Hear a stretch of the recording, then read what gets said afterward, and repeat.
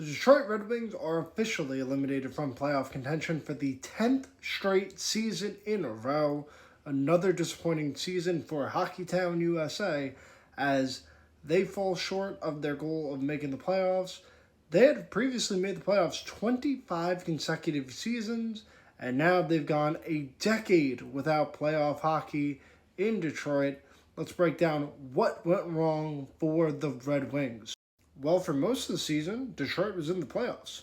For over 100 days during the season this season, Detroit was in playoff position. And you know what? They were in first place for most of the year. But just like the previous two seasons, they fell apart right as March came around, and they played some of their worst hockey as the weather got warmer. For 3 straight seasons now, Detroit has flirted with being in playoff contention, but only to fall short, as fans have to be frustrated at this point, as Detroit has a very good team. They have a solid core, and they have a solid prospect pool, but they just can't get over the hump and get into the playoffs, which is obviously disappointing for one of the original 6 franchises. Then the 100th anniversary season, this is just a very, very tough season for Detroit, and you have to wonder if some change could be coming to the Red Wing organization.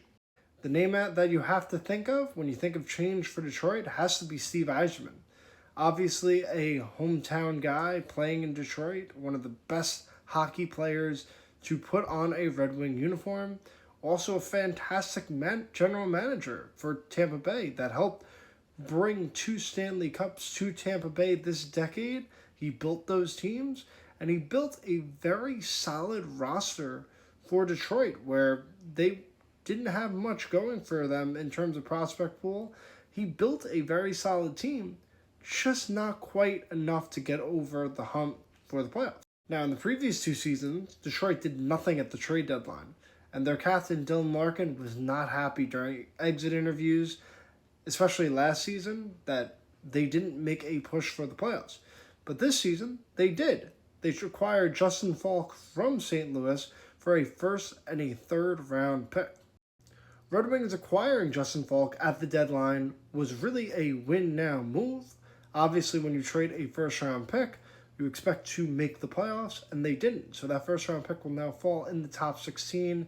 Disappointing for Detroit, as obviously they were hoping to have that pick fall in the 20s and maybe even make a run in the playoffs.